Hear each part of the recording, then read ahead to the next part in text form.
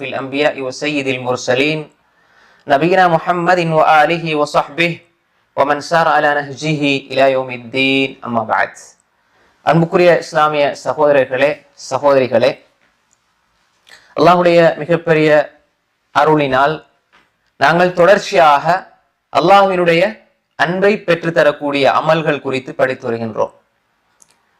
கடந்த 8 வகுப்புகளில் அல்லாஹ்வினுடைய அன்பை பெற்றுத்தரக்கூடிய மிக மிக முக்கியமான அமல்கள் குறித்தும் அதனுடைய விளக்கங்கள் தெளிவுகள் குறித்தும் நாங்கள் படித்தோம். இன்ஷா அல்லாஹ் இன்றைய 9வது வகுப்பிலும் அல்லாஹ்வினுடைய அன்பை பெற்றுத்தரக்கூடிய மிக முக்கியமான அமல்கள் குறித்து இன்ஷா அல்லாஹ் நாங்கள் படிப்போம்.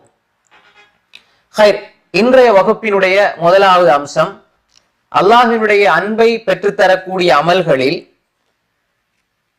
ரசூலுல்லாஹி ஸல்லல்லாஹு அலைஹி வஸல்லம் சொன்னார்கள், قال رسول الله صلى الله عليه وسلم احب العباد الى الله تعالى انفعهم لعياله. அடியார்களில் அல்லாஹுக்கு மிக மிக விருப்பத்துக்குரியவர்கள் யார் என்றால் தனது குடும்பத்துக்கு பயனுள்ளவராக இருப்பவர். அஹப்புல் இபாத் இலல்லாஹ், முன்னாடியும் நாங்க பல ரிவாயத்தில் பார்த்தோம். அஹப்புல் இபாத் இலல்லாஹ்னா அல்லாஹ்வுடைய அடியார்களில் அல்லாஹ்வுக்கு மிகவும் விருப்பத்துக்குரியவர்கள் யார் என்பது சும்மா பார்த்தோம். இப்ப இந்த ஹதீஸ்ல ரசூலுல்லாஹி ஸல்லல்லாஹு அலைஹி வஸல்லம் சொல்றாங்க, அஹப்புல் இபாத் இலல்லாஹி தஆலா அன்ஃபஅஹும் லிஅயாலிஹி. அடியார்களில் அல்லாஹ்வுக்கு மிக மிக விருப்பத்துக்குரியவர் யார் என்று சொன்னால் அவருடைய குடும்பத்துக்கு யார் பயனுள்ளவராக இருக்கிறாரோ அவர்தான் என்பதாக ரசூல் ஸல்லல்லாஹு அலைஹி வஸல்லம் சொன்னாங்க. இந்த செய்தி சஹீஹுல் ஜாமி ஸகீரினுடைய 172வது ஹதீஸாக பதிவு செய்யப்பட்டிருக்கிறது. ஆதாரபூர்வமான ஒரு செய்தி. அப்ப இந்த ஹதீஸ் சம்பந்தமாக, இந்த ஹதீஸினுடைய விளக்கம் சம்பந்தமாக நாங்க பார்ப்போம். முதலாவதாக, அடியார்களில் அல்லாஹ்வுக்கு மிக விருப்பமானவர் அன்ஃபஅஹும் லிஅயாலிஹி என்று சொன்னால் தனது குடும்பத்துக்கு பயனுள்ளவராக இருத்தல் என்று சொன்னால், முதலாவதாக எங்கட மனக்கண் முன்னால வாரது என்னடா, குடும்பத்துக்கு தேவையான விஷயங்களை செஞ்சு கொடுக்கிறது. குடும்பத்துக்கு எதெல்லாம் தேவையோ, குடும்பம்னு சொன்னா தன்னுடைய மனைவி, பிள்ளைகள், தாய் தந்தை எல்லாம் வருவாங்க. அப்ப இதுல முதன்மையாக பெற்றோர்கள், அது மாதிரி தன்னுடைய மனைவி, பிள்ளைகள், இப்ப இவங்களுக்கு தேவையான வாழ்வாதார வசதிகள், அதே போன்று இவங்களுக்கு தேவையான விடயங்களை எல்லாம் நம்ம செஞ்சு கொடுக்கணும் என்பதுதான் நம்முடைய கண் முன்னால வார ஒரு விஷயம். அதற்கு முன்னால் முதலாவதாக இந்த விஷயம் எல்லாம் உலகம் சார்ந்தது, நிச்சயமாக இது செய்யப்பட வேண்டும், அதுல மாற்றுக்கிறது கிடையாது. அதற்கு முன்னால் ஒரு அம்சம் இருக்கிறது. குடும்பத்துக்கு நாம் செய்ய வேண்டிய மிக முக்கியமான, குடும்பத்துக்கு நான் பயனுள்ளவன் என்பதனுடைய மிக அடிப்படையான ஒரு அம்சம் இருக்கிறது. அது என்னவென்று சொன்னால், என்னையும் எனது குடும்பத்தையும் நரகத்தில் இருந்து பாதுகாத்துக் கொள்ள வேண்டும். என்னையும் எனது குடும்பத்தையும் நரகத்தில் இருந்து பாதுகாத்துக் கொள்ள வேண்டும். அல்லாஹ் தஆலா குர்ஆனிலே சொல்கின்றான், யா அய்யுஹல்லதீன ஆமனூ கூ அன்ஃபுஸக்கும் வ அஹ்லீக்கும் நாரா வகூதுஹா அன்-நாஸு வல் ஹிஜாரா அலைஹா மலாயிகத்துன் கிலாதுன் ஷிதாத் லா யஅஸூன அல்லாஹ மா அமரஹும் வ யஃஅலூன மா யஅமரூன். ஈமான் கொண்ட இறை விசுவாசிகளே, கூ அன்ஃபுஸக்கும், நீங்கள் உங்களை பாதுகாத்துக் கொள்ளுங்கள், வ அஹ்லீக்கும், உங்களுடைய குடும்பத்தை பாதுகாத்துக் கொள்ளுங்கள். எதில இருந்து பாதுகாத்துக் கொள்ளுங்க? நரக நெருப்பிலிருந்து பாதுகாத்துக் கொள்ளுங்கள் என்பதாக அல்லாஹ் தஆலா குர்ஆனிலே சொல்கின்றார். அப்ப எனவே உலகத்திலே நாம் குடும்பத்துக்கு நாம் எல்லா வசதி வாய்ப்புகளையும், எல்லா ஏற்பாடுகளையும், வாழ்வதற்கு பெரிய மாளிகை, அதே போன்று உண்பதற்கு தேவையான உணவு வகைகள், பிள்ளைகளுக்கு தேவையான அனைத்து வசதி வாய்ப்புகளையும் செய்து கொடுத்து விட்டு மறுமைக்குரியவர்களாக நாம் அவர்களை ஆக்கவில்லை என்று சொன்னால், மறுமைக்கு பயனுள்ளவர்களாக, மறுமையிலே ஈடேற்றம் பெறக்கூடியவர்களாக நாம் ஆக்கவில்லை என்று சொன்னால், நிச்சயமாக அதை போன்று கைசேதம் எதுவுமே வேற எதுவுமே கிடையாது. ஏனென்றால் மறுமையினுடைய வெற்றி, மறுமையினுடைய சந்தோஷம், நாளை மறுமையிலே நாம் பெறுகின்ற இன்பம்தான் உண்மையான இன்பம்.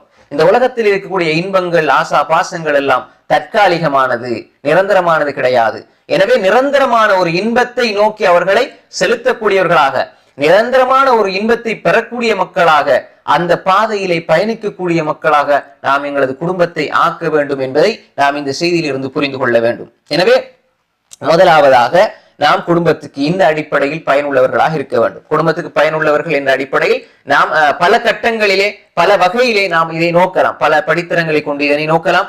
இதனுடைய முதலாவது பகுதி தான் அவர்களை நரக நெருப்பிலிருந்து பாதுகாத்து அவர்களை சுவர்க்கத்துக்குரியவராக மாற்றுவது. அப்படி மாத்துறதுக்கு என்ன செய்ய வேண்டும் என்று சொன்னால், அவர்களை இந்த உலகத்திலே அல்லாஹ்வுடைய தூதர் என்ன விடயங்களை எங்களுக்கு இந்த உலகத்திலே எடுத்து நடக்கும்படி சொன்னார்களோ, அல்லாஹ்வுடைய கட்டளை நபிகள் நாயகம் ஸல்லல்லாஹு அலைஹி வஸல்லம் அவருடைய வழிமுறையை இந்த உலகத்திலே செயல்படுத்தக்கூடியவர்களாக மாற்ற வேண்டும். அதே போன்றுதான் தொழக்கூடிய மக்களாக, அதே போன்று நல்லறங்களிலே அதிகமாக நஃபிலான உபரியான வணக்கங்களிலே ஈடுபடக்கூடியவர்களாக, நோன்பு ஜக்காத் சதகா போன்ற தர்மங்கள், நோன்பு அதே போன்று ஜக்காத் சதகா தர்மங்களிலே இவ்வாறான ஈடுபாடுடையவர்களாக, அதே போன்று அடுத்த மனிதனுக்கு தொந்தரவில்லாமல் அடுத்த மனிதனுக்கு பயனளிக்கக்கூடிய, அடுத்த மனிதர்களுக்கு உதவி செய்யக்கூடிய, நன்மைக்கு உதவி செய்யக்கூடிய, கொடுக்கல் வாங்கலிலே சிறப்பான முறையிலே கொடுக்கல் வாங்கலை பேணக்கூடிய, ஹலாலான உணவை உண்ணக்கூடிய, அதே போன்று எல்லா வகையிலுமே அவர்களுடைய நற்குணங்களுடைய வகை விஷயத்திலும் நாம் அவர்களுக்கு நாம் கவனம் செலுத்த வேண்டும், அவர்களை பராமரிக்க வேண்டும்.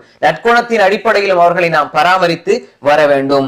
எனவே இப்படியான ஒரு வழிகாட்டலை நாம் கொடுப்பதன் மூலமாகத்தான் அவர்களை இந்த உலகத்திலே நல்லவர்களாக, அல்லாஹ்வுடைய அன்பை பெற்றவர்களாக நாம் ஆக்க முடியும். எனவே இந்த வகையில் ஒரு மனிதன் குடும்பத்துக்கு பயனுள்ளவனாக இருக்க வேண்டும். முதலாவது குடும்பத்துக்கு இந்த வகையிலே பயனுள்ளவனாக இருக்க வேண்டும். அதே போன்றுதான் அடுத்து இரண்டாவது அம்சமாக குடும்பத்துக்கு பயனுள்ளவர் என்று சொன்னால், தான் உழைக்கிறார், சம்பாதிக்கிறார், தன்னுடைய வேலைகளை பூர்த்தி செய்கிறார், தனக்கு ஏற்றவாறு அவர் சம்பாதித்தவைகளை செலவு செய்கிறார் என்று சொன்னால் அவர் குடும்பத்துக்கு பயனுள்ளவராக இருக்க முடியாது. எனவே முதலாவதாக குடும்பத்துக்கு செலவு செய்யக்கூடியவராக, குடும்பத்தினுடைய சுமைகளை இறக்கி வைக்கக்கூடியவராக அவர் இருக்க வேண்டும். ரசூலுல்லாஹி ஸல்லல்லாஹு அலைஹி வஸல்லம் சொன்னார்கள், அஃதலு தீனாரின் யுன்ஃபிகுஹு ரஜுல் தீனாருன் யுன்ஃபிகுஹு அலா அயாலிஹி. உலகத்திலே ஒரு மனிதன் செலவழிக்கக்கூடிய தீனார், அதாவது தீனார் என்று ரசூலுல்லாஹி சொன்னாங்க. தீனார்னா இன்றைக்கு அது திர்ஹமாக பார்க்கலாம், ரூபாயாக பார்க்கலாம், டாலராக எதுவாக இருந்தாலும் சரி, ஒரு மனிதன் செலவழிக்கக்கூடிய நாணயம், ஒரு மனிதன் செலவழிக்கக்கூடிய காசு பணம், ஒரு மனிதன் செலவழிக்கக்கூடிய தீனார்களிலே மிகச்சிறந்த தீனார் யுன்ஃபிகுஹு ரஜுல், அந்த மனிதன் செலவழிக்கிறான் தனது குடும்பத்துக்கு செலவழிக்கக்கூடியது என்பதாக ரசூலுல்லாஹி சொன்னாங்க. இப்ப இதுல இன்னொரு விஷயம் இருக்குது. அதாவது சஹாபாக்கள் வந்து தன்னை குடும்பத்துக்கு வில்லாட்டியும் அடுத்த மனிதர்களுக்கு கொடுத்தாங்க தானே. அந்த ஹதீஸ் வந்து என்ன சொல்லுது? தன்னுடைய குடும்பத்துக்கு செலவழிக்கிறது தான் சிறந்த தீனார். அப்ப எப்படி நம்ம இதை புரிஞ்சு கொள்றது? அதுக்கப்புறம் இல்ல. உதாரணமாக ஒரு சஹாபியினுடைய விஷயத்துல ரசூல் ஸல்லல்லாஹு அலைஹி வஸல்லம் விருந்தாளி, நீண்ட சம்பவம். ரசூல் ஸல்லல்லாஹு அலைஹி வஸல்லம் விருந்தாளி பள்ளியில வராங்க. அப்ப யாருக்குமே சாப்பிடுறது கொடுக்கறதுக்கு வசதி இல்லை. அப்ப ஒரு சஹாபி அழைச்சிட்டு போறாங்க, ஒரு அன்சாரி சஹாபி அழைச்சிட்டு போய் தன்னுடைய பிள்ளைகளுக்கு வச்சிருந்த உணவை கொடுக்குறாங்க. அவ்வளவுதானே. அப்ப அதை எப்படி பாக்குறது? இப்ப இந்த சந்தர்ப்பத்தில் நாம் எப்படி புரிஞ்சு கொள்ளணும் என்று சொன்னால், ஒரு மனிதன் அல்லாஹு தாலா நிச்சயமாக இந்த உலகத்திலே அவனுக்கு பல வகையான அருள்களை அல்லாஹ் கொடுத்து கொண்டே இருப்பான். உதாரணமாக உழைக்கின்ற ஒரு மனிதன் தனது குடும்பத்துக்கு செலவழிக்க வேண்டும். அதே போன்று அந்த மனிதனுடைய ஈமான் எப்படி இருக்க வேண்டும் என்று சொன்னால், ஒவ்வொரு கட்டத்திலும் அல்லாஹ்வுடைய அன்பை பெறுவதற்கான இடங்களை அவன் அவதானித்துக் கொண்டிருக்க வேண்டும். எல்லா நேரத்திலையுமே அது அமையறதில்லை. எப்பயாவது ஒரு சந்தர்ப்பத்துல தான் நம்ம கொடுக்க போறோம், அப்படித்தானே? உதாரணமாக வந்து ஒரு ஆள் வந்து அத்தியாவசிய தேவைக்கு ஒரு ஆள் வந்து கேட்டு வராரு, இப்ப நம்ம கொடுக்குறோம். அப்ப அது சிறந்த தர்மமாக இருக்கும்.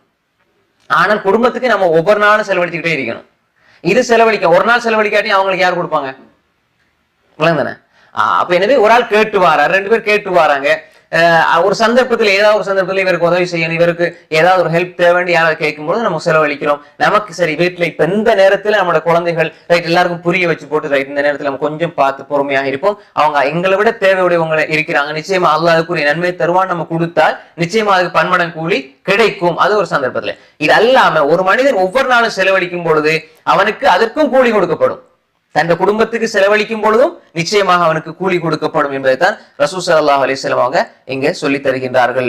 அதே போன்றுதான் ரசூல் ஸல்லல்லாஹு அலைஹி வஸல்லம் சொன்னாங்க. இப்ப இந்த ஹதீஸ் நான் சொன்ன இந்த ஹதீஸை பொறுத்தவரையில இந்த ஹதீஸ் முஸ்லிம்ல வருது. இப்ப நான் சொன்ன ஹதீஸ் இப்ப ரசூல் ஸல்லல்லாஹு அலைஹி வஸல்லம் இன்னும் சொன்னாங்க என்னென்றால், இதா அன்ஃபகல் முஸ்லிம் நஃபகத்தன் அலா அஹ்லிஹி வஹுவ யஹ்தஸிபுஹா கானத் லஹு ஸதகா. புகாரில வரக்கூடிய செய்தி என்னடா, ஒரு மனிதன் முஸ்லிமான ஒரு மனிதன் இது அன்ஃபகல் முஸ்லிமு நஃபகத்தன் அலா அஹ்லிஹி, தன் குடும்பத்துக்கு செலவழித்து போட்டு வஹுவ யஹ்தஸிபுஹா, அவர் அதை நன்மை ஆதரவு வைத்து செலவு செய்கிறார். அப்படி செலவு செய்கின்ற பொழுது அது சதகாவாக மாறும் என்றாங்க ரசூல் ஸல்லல்லாஹு அலைஹி வஸல்லம். இது புகாரில் வரக்கூடிய செய்தி. அப்ப ஒரு மனிதன் தன்னுடைய குடும்பத்துக்கு செலவழிக்கிறார், அதை அவர் நன்மை ஆதரவு வைக்கிறார். எஹ்திசாப், எஹ்திசாப்னா என்ன? நன்மையை ஆதரவு வைத்து செலவழிக்கிறார் என்று சொன்னால் அவருக்கு அது சதக்காவாக எழுதப்படும் என்பதாக ரசூல் ஸல்லல்லாஹு அலைஹி வஸல்லம் அவர்கள் சொன்னாங்க. அதே போன்றுதான் இது போன்று நிறைய ஹதீஸ் ரசூல் ஸல்லல்லாஹு அலைஹி சொல்லி இருக்கிறாங்க. அதுல ஒன்று வஹமா அன்ஃபக்த ஃபஹுவ லக ஸதகா ஹத்தா லுக்மத் தர்ஃபஉஹா ஃபீ இம்ராத்திக், உன்னுடைய மனைவியினுடைய வாயில வைக்கக்கூடிய உணவு கவளம் அதுவும் உனக்கு தர்மமாகத்தான் இருக்கும் என்பதாக ரசூலுல்லாஹி ஸல்லல்லாஹு அலைஹி வஸல்லம் சொன்னாங்க. அதுவும் புகாரில வரக்கூடிய செய்தி. நம்ம விரிவாக இதை எங்கேயோ பார்த்தோம் ஞாபகம் கிட்டத்துல இதுல கிதாபு தாவத் இதுக்கு முன்னாடியா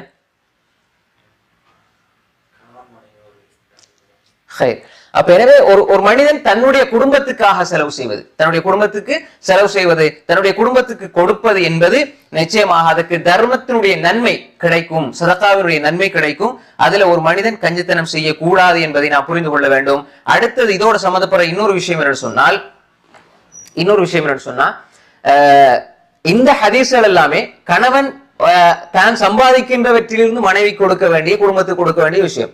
அதே நேரம் மனைவி மக்கள் தன்னுடைய கணவனுடைய வருமானத்துக்கு ஏற்ப தன்னுடைய செலவினத்தை அமைத்துக் கொள்ள வேண்டும். ஹதீஸ்ல சொல்லப்பட்டிருக்குதான, நீங்க கொடுத்தா சதக்கா செய்யுங்க எல்லாத்தையுமே உறிஞ்சி கடைசியில ஆடம்பர வாழ்க்கைக்கு சென்று விடக்கூடாது.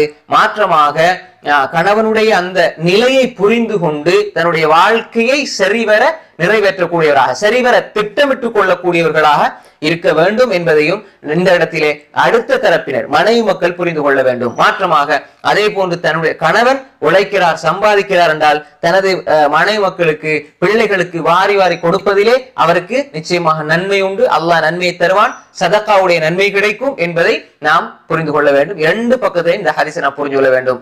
எனவே அன்ஃபஅஹும் லிஅயாலிஹி, தன்னுடைய குடும்பத்துக்கு பயனுள்ளவர் என்று சொல்கின்ற பொழுது மறுமை சார்ந்த பயன், உலகம் சார்ந்த பயன். இந்த உலகம் சார்ந்த பயன்லையும் அது மறுமை சார்ந்ததாகத்தான் அது எழுதப்படுகிறது. இதுதான் இஸ்லாம். புரியுது உங்களுக்கு? உதாரணமா வச்சுக்கொள்ளுங்க, மறுமைக்காக அவங்களை நெறிப்படுத்துறோம், நாங்க ஈமான படிச்சு கொடுக்கிறோம், கொள்கையை படிச்சு கொடுக்கிறோம், தொழுகையை படிச்சு கொடுக்கிறோம், இபாதத்துல ஊக்குவிக்கிறோம், இபாதத்தை பழக்க வைக்கிறோம். இப்படியா அவங்களை நேரடியான இபாதத்துக்கு பயிற்றுவிக்கின்ற பொழுது அவங்களை நரகத்திலிருந்து பாதுகாத்து சொர்க்கத்துக்குரியவர்களா மாத்துறோம்.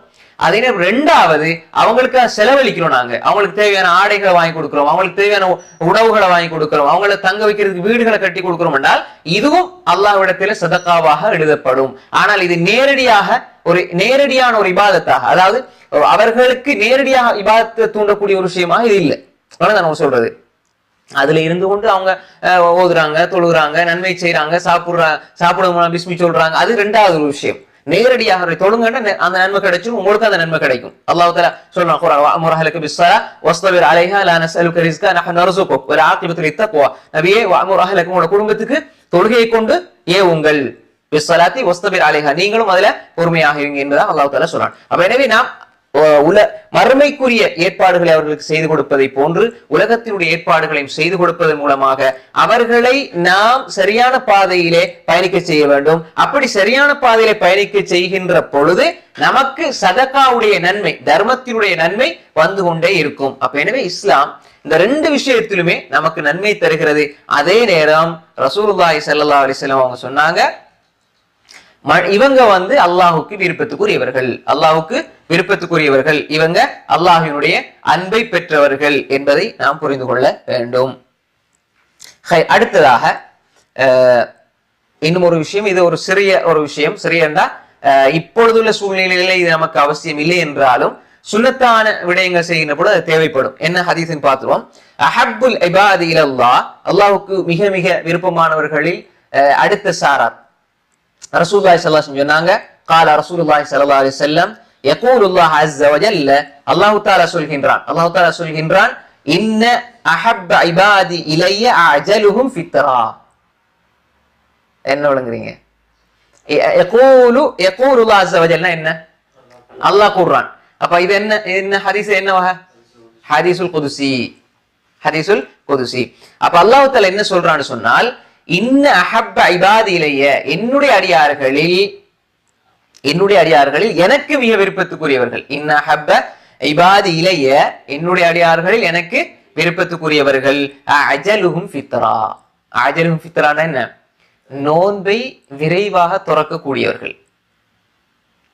நோன்பை விரைவாக துறக்கக்கூடியவர்கள்னா மஹரிபுக்கு முன்னுக்கு அல்ல, மஹரிபு பாங்கு கேட்கிறதோட உடனே திறந்துடும். நிறைய பேர் நம்ம பார்க்கிறோம் என்னன்னு சொன்னால் பாங்க சொல்லி முடிஞ்சு துவா எல்லாம் ஓதிட்டு விளங்குதா மாஷால்ல பெரிய தக்குவாதாரி மாதிரி கொஞ்ச நேரம் எடுத்து என்ன அதுக்கப்புறம் துவா எல்லாம் கேட்டுட்டு அதுக்கப்புறம் தான் ஈச்சம்பழத்தை மெதுவா சாப்பிட்டு அதுக்கப்புறம் சாப்பிட்டே போவாங்க. இது சுன்னா இல்லை, சுன்னாக்கு மாற்றமான விஷயம். பாங்கு சொல்லி முடியுதா நம்ம பாங்கு சொல்ல ஆரம்பிக்கணும். நம்ம இஃப்தார் நோம்பு துறக்கிறோம். அப்ப நோம்பு திறந்தா நம்ம வேண்டியமா நம்ம சாப்பிடணும். சாப்பிட்டு முடிஞ்சு அதுக்கு பிறகுதான் இபாதத்து, அதுக்கு பிறகுதான் துவா எல்லாமே. ஏன்னா இப்ப அந்த நேரத்துல செய்யற இபாதத்து அதுதான் நம்ம சொல்றது. நோம்பு துறத்தல் என்பது ஒரு இபாதா, சஹர் ஒரு இபாதா மாதிரி நோம்பு துறக்கிறது ஒரு இபாதா தான். அதுக்குள்ள ரசூலுல்லாஹி சொன்னாங்க என்ன, ஒரு இரவு உணவு வைக்கப்பட்டிருக்கிறது, இஷாவுடைய தொழுகையும் உங்களுக்கு தயாராக இருக்கிறது. இப்ப நீங்க எதை முற்படுத்தணும்? உணவு கொண்டுதான். அப்ப அந்த நேரத்திலேயே இரவு சாப்பாடை முற்படுத்துங்கன்னு சொன்ன ரசூல் ஸல்லல்லாஹு அலைஹி வஸல்லம்.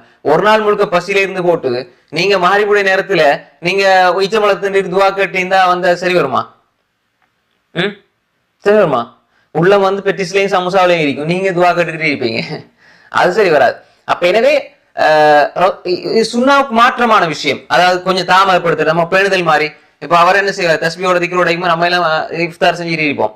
அப்போ எல்லாம் அவங்க பாக்குறவங்க என்ன நினைப்பாங்க, இன்னும் இவங்க சாப்பிட்டீங்க அவர் துவா செஞ்சிருக்கீங்க நல்ல பக்குவமான மனுஷன் அப்படி நம்மள ஏளனமா நினைக்கிற வாய்ப்புகள் இருக்குது. ஆனால் உண்மையில அவர் செய்யறது பிழை. அந்த நேரத்துல நமக்கு அந்த நேரத்துல என்ன செய்யணும்? நோன்பு துறக்கணும். நோன்பு துறத்தலா திறக்கிறது இல்ல, திறக்கிறன்னா ஓபன் பண்றது. துறத்தல் நோன்பை தூணாது. நிறைய பேர் திறத்தல் போடுவாங்க. துறத்தல் நோன்பு துறக்கிறது. அப்ப நோன்பு துறத்தல், கதவை திறத்தல். நோன்பு துறக்கும் பொழுது அப்ப அந்த நாம என்ன செய்ய, அவசரமாக நோன்பு துறக்க வேண்டும். அப்ப பாங்கு சொல்றது முன்னாடி இல்ல, பாங்கு சொன்னதோடு நம்ம என்ன இஃப்தாரை செஞ்சு கொள்ள வேண்டும். அதை அவசரப்படுத்துறத அல்லாஹ் தஆலா விரும்புறான். இது அடியார்களில் அல்லாஹ்வுக்கு மிக விருப்பமானவர்கள் செய்யற வேலை. நிறைய பேருக்கு இந்த விளப்பம் இல்லாததால என்ன செய்வாங்கடா, அது மாதிரிதான் என்ன செய்வாங்க, உடனே ஈச்சம்பழத்தின் போட்டு தண்ணியை குடிச்சு தொலைப்பிடுவாங்க மஹரிபுக்கு. அதை நான் சொன்னேன், இஷாட ஹதீஸை சொன்னேன். அப்ப ஒரு நாள் முழுக்க இருந்து அப்ப நீங்க ஆறுதல நோம்பு திறந்து பிரேக்காம சொல்லி தொழுங்க, ஜமாத்து தொழுங்க. ஒரு 5-10 நிமிஷம் அதுல கூட போறதுல ஒண்ணு தப்பு கிடையாது. ஹதீஸ்ல வந்த விஷயங்கள் நாங்களாக தான் என்ன செய்யறோம், படப்படன்னு என்ன செய்யறது, ஒரு நேரம் தண்ணி கொடுப்போம், ஈச்சம்பழத்தை துவா கேட்டுக்கிட்டே இருப்பாங்க. அது அதற்குரிய நேரம் அல்ல, அது ரசூல் ஸல்லல்லாஹு அலைஹி வஸல்லம் காட்டி தந்த வழிமுறையும் அல்ல, அது அல்லாஹ்வுடைய அன்பை பெற்று தரக்கூடிய அமலும் அல்ல. நீங்க இஃப்தாருடைய நேரத்தில் இஃப்தார் செய்யறதுதான் அல்லாஹ்வுடைய அன்பை பெற்று தரக்கூடிய அமல் என்பதை நாம் இந்த இடத்துல தெளிவாக புரிந்து கொள்ள வேண்டும். இந்த ஹதீஸ் முஸ்னத் அஹ்மதினுடைய 7240வது ஹதீஸா பதிவு செய்யப்பட்டிருக்கிறது. முஸ்னத் அஹ்மது தஹ்கீக் செஞ்சவர் அஹ்மத் முஹம்மது ஷாக்கிர் ரஹிமஹுல்லா. அவங்க அந்த ஹதீஸுடைய இஸ்னாத் சஹீஹ் என்று சொல்றாங்க. சஹீஹான இஸ்னாதுடைய ஹதீஸ் தான் முஸ்னத் அஹ்மதுல தான் இது வருது. அப்ப எனவே இன்னொரு ஹதீஸ்ல ரசூல் ஸல்லல்லாஹு அலைஹி வஸல்லம் புகாரிலே வரக்கூடிய செய்தி, அது கிதாபு சௌம்ல தஅஜீலுல் ஃபித்ர் என்ற தலைப்பை புகாரி எழுதிக்கிறாங்க. அதாவது நோன்பு துறத்தலை முற்படுத்துதல், அவசரப்படுத்தல் தலைப்பிலே புகாரி ஹதீஸ் ஒன்று பதிவு செஞ்சிருக்கிறாங்க. ரசூல் ஸல்லல்லாஹு அலைஹி வஸல்லம் சொன்னாங்க, லா யஸாலு நாஸ் பிகைர் மா அஜ்ஜல் வல் ஃபித்ர். அதாவது மக்கள் நோன்பு துறப்பதை முற்படுத்தும் அவசரப்படுத்தும் காலம் எல்லாம் அவர்கள் நலவுகளே இருந்து கொண்டிருப்பார்கள், நலவுல தான் இருப்பாங்க. அப்ப நோன்பு துறக்கிறத முற்படுத்துது என்பது அது நலவுக்குரிய ஒரு அம்சம் என்பதாக ரசூல் ஸல்லல்லாஹு அலைஹி வஸல்லம் அவங்க சொல்லி இருக்கிறாங்க.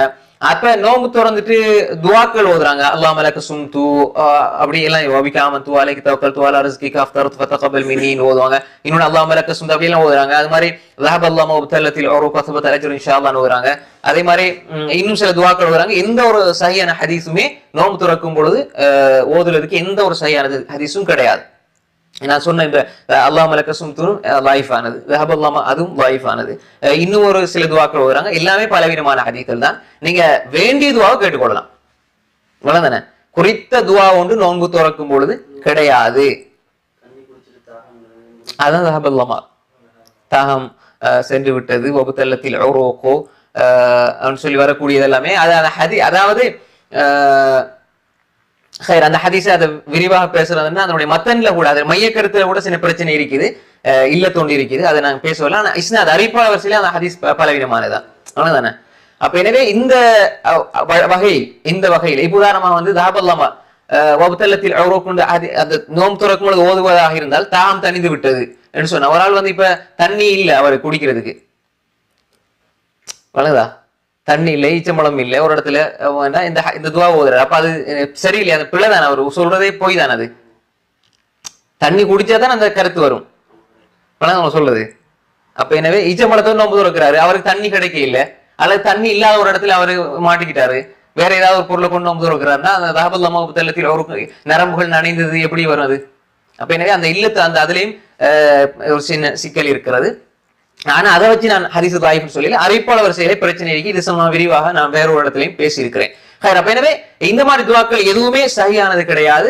அது சுனத்தான நோம்புரை தான், ஃபர்தான நோம்புரை தான். ஆனால் அவசரமாக நோன்பு துறப்பதை முற்படுத்தி விட்டு நீங்க வேண்டிய துவாவை எல்லாம் முடிஞ்சுக்க போறத நீங்க கேளுங்க.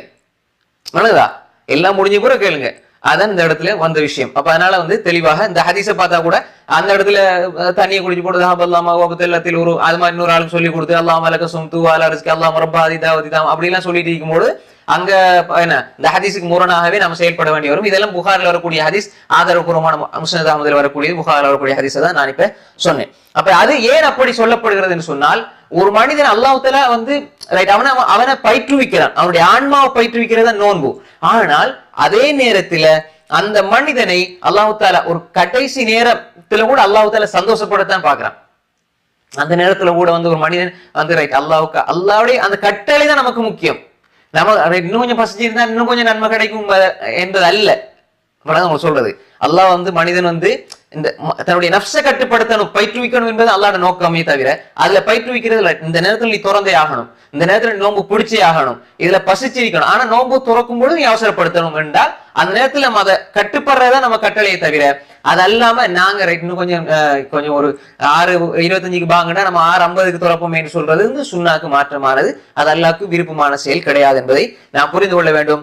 எனவேதான் அல்லாஹ்வுடைய அடியார்களில் அல்லாஹ்வுக்கு மிக விருப்பமானவர்கள் யாரு என்று சொன்னால் நோன்பு துறப்பதை முற்படுத்துவர்கள் என்பதாக ரசூல் ஸல்லல்லாஹு அலைஹி வஸல்லம் சொல்லி இருக்கிறாங்க. என்னன்னு சொன்னா வேற ஹதீஸ்ல பதிவாக இருக்கிற சரியான ஹதீஸ்ல யஹூதி நசாராக்கள் நோன்பு துறப்பதை பிற்படுத்துவாங்க, கொஞ்சம் தாமதிச்சு அவங்க பிற்படுத்துவாங்க. அவங்க அதை என்ன செய்வாங்க, ஒரு அவங்களுடைய வழக்காராக இருந்தது. அப்ப எனவே முஸ்லிம்களை பொறுத்தவரையிலே அவங்கள நோன்பு பிடிச்சாங்க. யூத நசாராக்களுக்கும் நோன்புகள் இருந்தது. அவங்களோட நோன்பு வேற எங்களோட நோன்பு ரெண்டுக்கும் மத்தியில் வித்தியாசமே சஹர் என்று கூட ஹதீஸ் எல்லாம் வந்திருக்கு. சஹர் உணவு என்பது அது மாதிரி அவங்க ஒரு ஒழுங்கற்ற முறையில் இருந்திருக்கிறார்கள் அந்த அவங்களுடைய நோன்பின் அடிப்படையிலே. எனவேதான் அவர்கள் நோன்பு துறப்பதை பிற்படுத்துவார்கள், அந்த குறித்த நேரம் கூட பிற்படுத்துவாங்க. ஆனா நாங்க அல்லாஹ் அக்பர்னு பாங்க சொல்லின்ற பொழுது நம்ம நோன்பு துறக்க வேண்டும் என்பதை நாம் புரிந்து கொள்ள வேண்டும். அதிலே சிறப்புகள் இருக்கிறது. இப்ப இந்த காலத்துல பொறுத்தவரையில இந்த 13, 14, 15 ஐயாமுல் பீதுல நோன்பு பிடிக்கக்கூடியவங்க, அது மாதிரி திங்கள் வியாழன் நோன்பு பிடிக்கக்கூடியவங்க, அல்லது அபூ ஹுரைரா ரலியல்லாஹு அன்ஹு ரிவாயத்துல வர மாதிரி மாசத்துல 3 நாள் ஏதாவது 3 நாள் அது ஐயாமுல் பீதுனா சிறப்பாக இருக்கும். அதெல்லாம் ஏதாவது 3 நாள் நோன்பு பிடிச்சாலும் அந்த சிறப்பு வந்துடும். அது மாதிரி சுன்னத்தான வேற வேற நோன்புகள் பிடிக்கின்ற பொழுது அது மாதிரி சியாமு தாவூத் என்ன ஒரு நாள் விட்டு பிடிக்கக்கூடிய நோம்பு. மாஷா அல்லாஹ், நீங்க ஞாபகத்தோட நினைக்கிறீங்க. அப்ப அந்த மாதிரி நோம்பு எல்லாம் அல்லாஹ்வுக்கு விருப்பமான நோம்பு, அதை பிடிக்கக்கூடியவங்க இருப்பாங்க. நல்லதா? அப்ப நிறைய பேர் நாங்க மெலியான என்ன செய்யறோம், நாங்க நோம்பு பிடிங்க. அப்ப எப்படி நோம்பு பிடிக்கிற தாவூத் அலைஹிஸ்ஸலாத்துடைய நோம்பு பிடிங்க, ஒரு நாள் விட்டு ஒரு நாள் பிடிங்க, உடம்பு கொஞ்ச நாள்ல குறைஞ்சிரும். அதே மாதிரி அல்லாஹ்வுடைய அன்பையும் பெறலாம். உலகதானே? அப்ப அந்த மாதிரி என்ன நம்ம தொடர்ச்சியாக செய்யலாம். அப்ப இந்த மாதிரி விஷயங்களை செய்யும் பொழுது, இந்த மாதிரி நோன்புகளை பிடிக்கும் பொழுது நீங்க இந்த சுன்னாவை நீங்க கடைப்பிடிங்க, அல்லாஹ்வுடைய அன்பை பெற்று தரக்கூடியதா. அப்ப சியாமு தாவூதையும் பிடிச்சி இந்த மாதிரி சுன்னாவை பயன்படுத்தினா அல்லாஹ்வுடைய அன்பை 2 முறை பெறக்கூடிய வாய்ப்பு கிடைக்கும். அப்படியா இல்லையா? ரைட். அடுத்ததாக அடுத்த ஒரு தலைப்பு போவோம் இன்ஷா அல்லாஹ். ரைட். அல்லாஹ் தஆலா விரும்பக்கூடிய அடுத்த சாரார்ல 3 வகையான பண்புள்ள மக்கள். சரியா? ரைட். ரசூலுல்லாஹி ஸல்லல்லாஹு அலைஹி வஸல்லம் சொன்னாங்க, قال رسول الله صلى الله عليه وسلم ان الله يحب العبد التقي الغني الخفي. العبد التقي الغني الخفي. ரசூல் ஸல்லல்லாஹு அலைஹி வஸல்லம் சொன்னாங்க, அல்லாஹ் தஆலா இந்த மனிதனை விரும்புகிறான். எந்த மனிதன்? இது இந்த முஸ்லிம்ல வரக்கூடிய செய்தான். கிதாபு ஸுஹூத்ல இமாம் முஸ்லிம் எழுதிக்கிறாங்க. கிதாபு ஸுஹூத். அல்லாஹ் தஆலா நேசிக்கிறான் அல் அப்த ஒரு அடியானை, அத்தகி. தகினாரு இறையச்சம் உள்ள. தகினா என்ன? தக்வா, இறையச்சம், பயம். அது விளக்கத்தை இன்ஷாஅல்லாஹ் அடுத்து நாங்க பார்ப்போம். அடுத்து அல் கனி. கனினா என்ன? கனியாக இருக்கக்கூடியவன்டா போதும் என்ற மனமுடையவர். உண்மையான செல்வந்தன் யாரு? போதும் என்ற மனமுடையதான் உண்மையான செல்வந்தன். போதாது போதாதுன்னு இருந்தா இந்த உலகத்தை கொடுத்தாலும் போதாதான். ஏன்னா தங்க ஆறு ஓடுனாலும் சரி போதாதான். போதும் என்று இருந்தா போதும். அடுத்து மூன்றாவது அல் ஹஃபி, மறைவான நிலையிலே இருந்து கொண்டு அல்லாஹுடைய இபாதத்தில் காலத்தை கழிக்கக்கூடிய, அதே போன்று தன்னுடைய வேலையை தான், அதாவது தன்னுடைய வேலையிலே தன்னுடைய விடயங்களில் கவனம் செலுத்துறது. அடுத்தவன் என்ன செய்யறான், அடுத்தவனை குறை தேடிட்டு அவனை பத்தி கேவலப்படுத்தணும், அவனை இழிவுபடுத்தணும், அவனை அசிங்கப்படுத்தணும் இல்லாம தன்னுடைய காரியத்தில் நம்ம எவ்வளவு பாவியா இருக்கிறோம், நம்மளோட என்ன குறைகள் இருக்குது, தேடி தேடி நம்மட குறையை பார்த்து பார்த்து நான் இபாதத்துல முன்னேறி கொண்டே போகணும். அதே நேரம் நான் மற்றவங்களுக்கு காட்டணும் என்ற எண்ணம் இருக்க கூடாது. மாஷா அல்லாஹ் எல்லாரும் பாருங்க, நான் இப்படி இது செய்யறேன், என்னென்ன செஞ்சிருக்கேன், என்னென்ன இபாதத்துகள், என்னென்ன இதுல நான் ஒரு பெரிய பயபக்தி உள்ளால், நான் ஒரு பெரிய ஆலிம், நான் ஒரு பெரிய ஷேக் அப்படின்னு சொல்லி காட்டக்கூடியவராக இருக்க மாட்டார். அல்லாஹ்வை அஞ்சக்கூடியவராக, அதே போன்று போதும் என்ற குணமுடையவராக, அதே போன்று மறைந்து மறைந்து அமல் செய்யக்கூடியவராக, பிரபல்யத்தை விரும்பாமல் மறைந்து மறைந்து அமல் செய்யக்கூடியவராக இருப்பார். இப்படிப்பட்ட அடியானை அல்லாஹு தஆலா விரும்புகிறான் என்பதாக ரசூலுல்லாஹி ஸல்லல்லாஹு அலைஹி வஸல்லம் சொன்னாங்க. இமாமுனா முஸ்லிம் ரஹிமஹுல்லாஹ் கிதாபு ஸுஹுத்ல இந்த செய்தியை பதிவு செய்திருக்கிறார்கள். இப்ப இந்த ஹதீஸுடைய விளக்கத்துக்கு நாங்க வருவோம். அத்தகீன்னு சொன்னால் முதலாவதாக தக்வா என்று சொல்கின்ற பொழுது நம்ம தக்வா பத்தி விரிவாக பார்த்திருக்கிறோம். இறையச்சம், இறை பயம் என்று சொல்லும் பொழுது அல்லாஹ் அஞ்சுறது அல்ல, அல்லாஹ்வுடைய தண்டனையை அஞ்சுவது. அல்லாஹ்வுடைய தண்டனையை நாம் பயப்பட வேண்டும், அதுதான் இறையச்சம் என்பது ஒரு நாட்டம். அதற்கு மாற்றமாக அல்லாஹ்வை நாம் நேசிக்க வேண்டும், அவன் மீது அன்பு கொள்ள வேண்டும், அவனுடைய கருணை ஆதரவிக்க வேண்டும், அவனுடைய மன்னிப்பை எதிர்பார்க்க வேண்டும், அவன் மீது நல்லெண்ணம் கொள்ள வேண்டும், அவனுடைய அருள்களை ஆசிக்க வேண்டும், கேட்க வேண்டும். இவ்வாறான ஒரு நிலையிலே ஒரு முஃமின் இருப்பான். அப்ப எனவே அதுதான் தக்வா.